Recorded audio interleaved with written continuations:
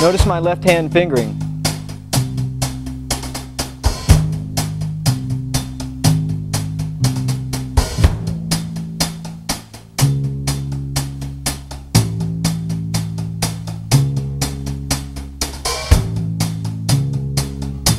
Shift smooth.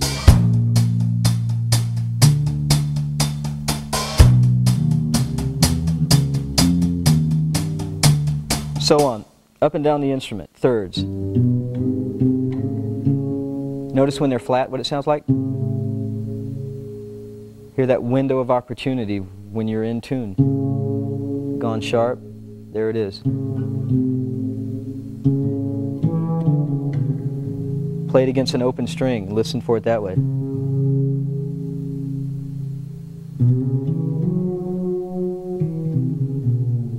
You know, I realize that playing with expression or all those nuances or just being able to control whether you're in tune and out of tune and using them both together.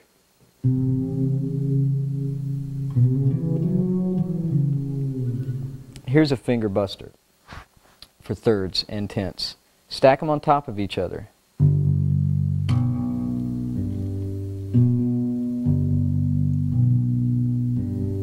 Shift.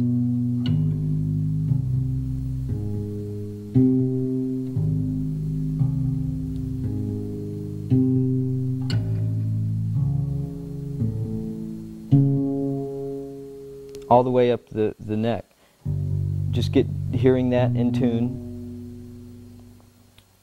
and hearing the octaves in tune. So you hear the thirds, the B in this case, against the G. And then tune the B to the low G, and then tune the B to the high G, then tune the low B to the high G, then you tune your low G to the high B, then you tune your B to your G. Gets kind of confusing. And then you quit for a while. So try that exercise going up and down. There are variations that you'll find in the Fretless Bass book regarding this. Way to develop that third and fourth finger coordination is through what I call the hazard exercise, which is a little exercise that I've been torturing BIT students with for a number of years now. And a couple of them have come over from other countries and said, "Teach us your hazard exercise, please." And I guess this is what they're talking about, but it's a great warm-up exercise, and it's also great for developing your third and fourth finger coordination. Very simple. The notes themselves aren't important, but it's what you do with your left-hand fingers.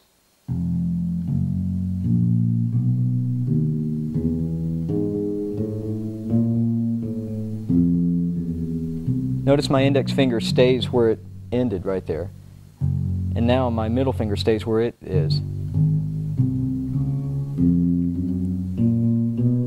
So I end up with a contorted, painful left hand. Well, actually it doesn't hurt anymore. It hasn't hurt for a few years now. But you end up developing these fingers. So watch closely, and then I'm going to shift, and it even gets worse. Notice my fingers are staying down. Shift up to the C. Didn't miss nary a beat. And that's about as hard as it gets right there, because if you can keep these fingers down in that 10th and come down.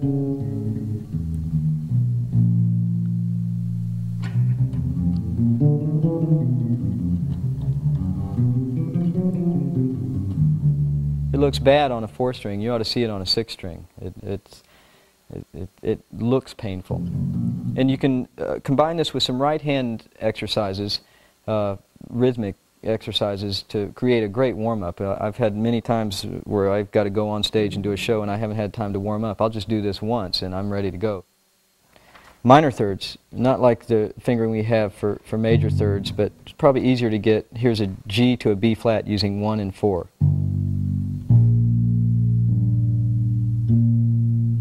We're back to that fingering system again of not fingering the octaves like this, but fingering them 4, 1. G, B flat.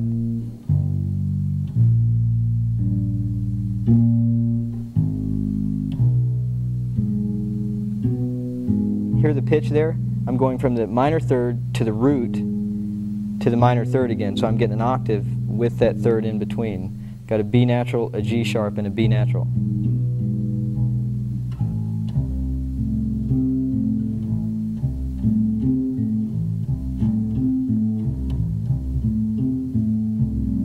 Once again, do them slowly and listen.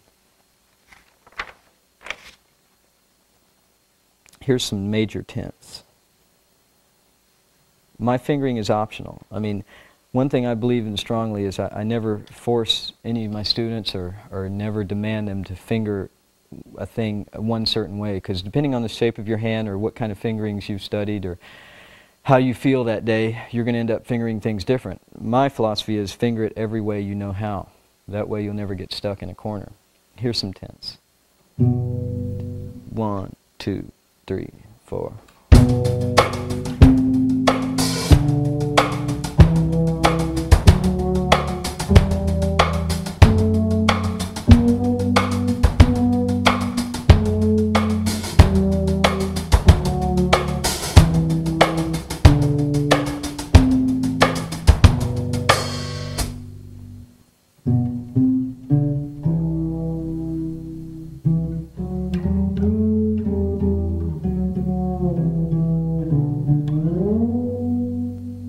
I wish I'd written that song.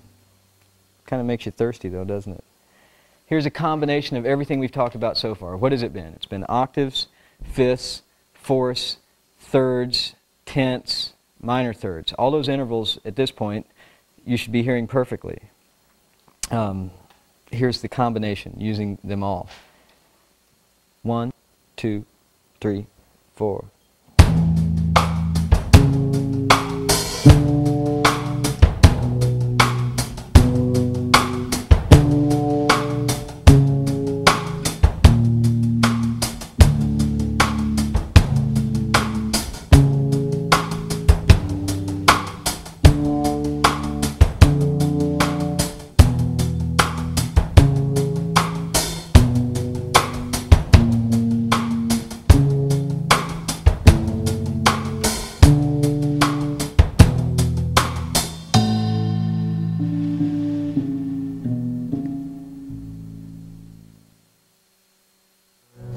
What better time to talk about tenths than after a 10-mile ride around the lake? Yeah, nice, nice. Listen closely. If you can hear these tenths over the traffic and hear them in tune, then they're really in tune.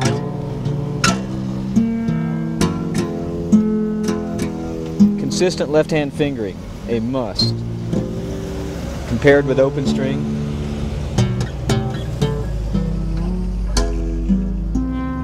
six strings can add other voicings on top. Dominant, minor 7, dominant, 13th.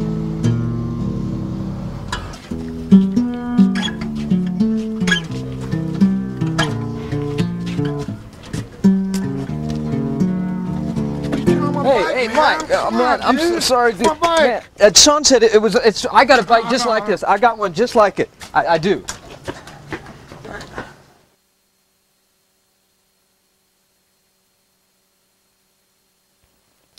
The next interval, we're almost out of them, thank God, is the 6th.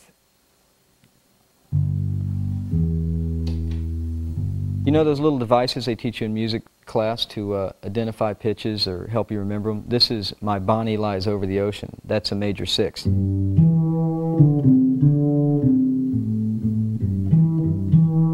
Now getting that in tune is the difference between this, not so good. Notice the rolling action of my pinky. Same kind of exercise, long tones. 1, 2, 3, 4.